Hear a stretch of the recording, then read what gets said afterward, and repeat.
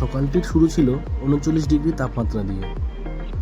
তো সেই কারণে বন্ধুরা মিলে ডিসাইড করে ফেললাম, না এই গরমে বাড়িতে বসে না থেকে কোথাও গিয়ে একটু ঘুরে আসি। আর এত গরম পড়েছে মানে মনে শুধু একটাই চিন্তা ভাবনা, না একটু পাহাড় থেকে ঘুরে আসি, কিংবা কোনো জঙ্গলে, বা হোক না কোনো সুইমিং পুল কিংবা কোনো ওয়াটার পার্ক। তবে যেখানে যাই না কেন সারাদিন সেই জলের মধ্যেই থাকতে ইচ্ছা করে। একবারও মনে ইচ্ছে করে না যে জল থেকে উঠে বাইরে আসি, কারণ উপরে এলেই তো আবার সেই গরম। সেই কারণে আমরা বেরিয়ে পড়লাম আমবাড়ি হানি রিসোর্টের উদ্দেশ্যে। তবে গরমের সময় বাইকে চেপে যেতে কিন্তু খুব একটা খারাপ লাগে না, তবে রাস্তার ধুলো এবং রোদের প্রবল তাপে আপনার চেহারা এবং স্কিনের কিন্তু 12টা বাজিয়ে দেবে।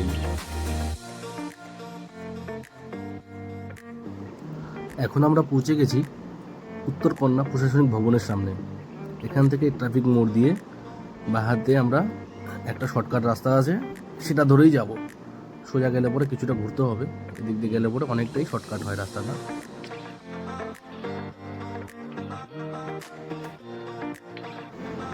ভিডিওটি দেখানোর ক্ষেত্রে অনেক ধরনের ভুল ত্রুটি থাকবেই, কারণ আমি প্রফেশনাল ব্লগার না, তো সেই কারণে হয়তো সব কিছু ডিটেলসভাবে দেখাতে পারবো না। তো যাই হোক, যদি আপনাদের আশীর্বাদ থাকে হয়তো কোনো দিন আমি কিছুটা হলেও শিখতে পারবো।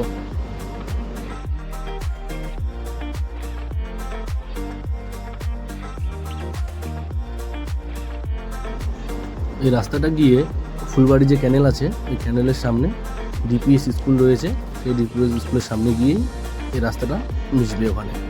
ওখান থেকে আমরা ক্যানেলের রাস্তা ধরে এগিয়ে যাব।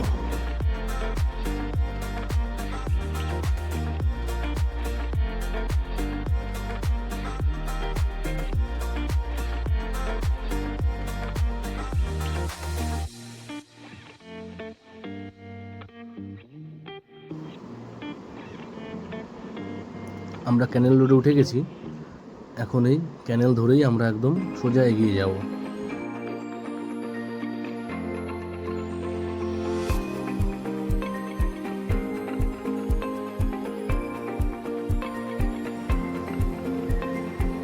এই যে ব্রিজটি দেখতে পাচ্ছেন, এই ব্রিজটি মাননীয় মুখ্যমন্ত্রী মমতা বন্দ্যোপাধ্যায় মানুষের সুবিধার্থে তৈরি করেছেন,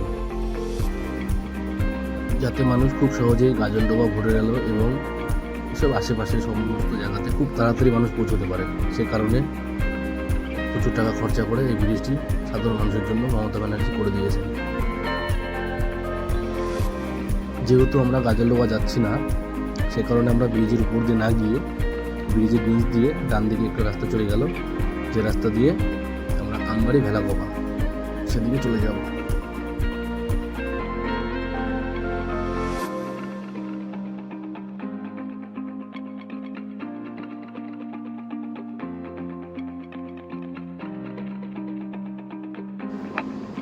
আমবাড়ি দিয়ে ভেলাকোপা যাওয়ার পথে প্রাকৃতিক সৌন্দর্য আপনাকে মুগ্ধ করবেই, এটা গ্যারান্টি।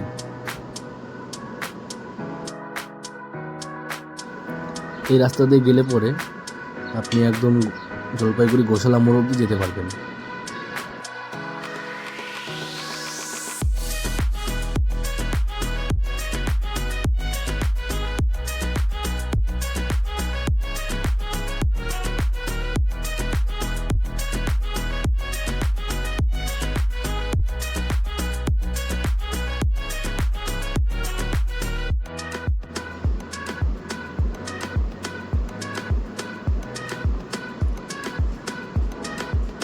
এটি হচ্ছে আরেকটি দিল্লি ওয়ার্ল্ড পাবলিক স্কুল।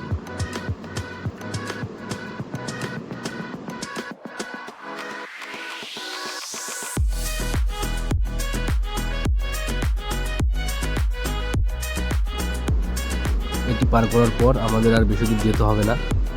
এটি পার করার কিছুটা এগিয়ে গিয়ে ডান হাতে একদম গ্রামের মাঝখান দিয়ে ছোট্ট রাস্তা ধরে যেতে হবে আপনাদের হানি রিসোর্টের উদ্দেশ্যে। গ্রামের পথে চলতে চলতে দু সাইডের মনোরম দৃশ্য দেখতে সত্যি খুবই ভালো লাগে।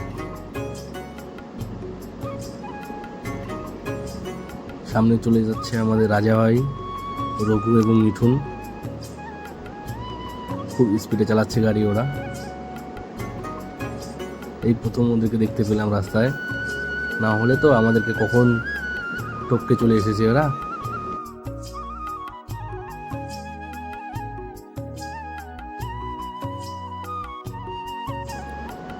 এই রিসোর্টে ঢোকার সময় আপনারা পাশে একটি পুকুর দেখতে পাবেন। যদি কেউ ছিপ দিয়ে মাছ ধরতে আগ্রহী থাকেন বা মাছ ধরতে ভালো লাগে আপনাদের, তাহলে এখানে আসলে এনাদের সাথে যোগাযোগ করে আপনারা এখানে টিকিটের বিনিময়ে মাছও ধরতে পারবেন। অবশেষে আমরা পৌঁছে গেলাম আমাদের গন্তব্যস্থল হানি রিসোর্টে। তবে এর চেয়ে বেশি কিছু আশা করেছিলাম, এসে সেরকম জিনিসটা দেখতে পেলাম না। যদিও ছোট্ট একটি পুলের জলটাও খুব একটা ঠান্ডা তাও নয়, মোটামুটি আর কি। খুব ছোট্ট এরিয়া, এই ছোট্ট এরিয়াতে এত লোকের সমাগম। যাই হোক, চলে এসেছি, এখন এনজয় করতেই হবে। তোমরা চাইলে তোমরা আসতে পারো। ইতিমধ্যে আমাদের খুব পারদর্শী একজন সুইমিং চ্যাম্পিয়ন তিনি জাম্প করছে, দেখুন।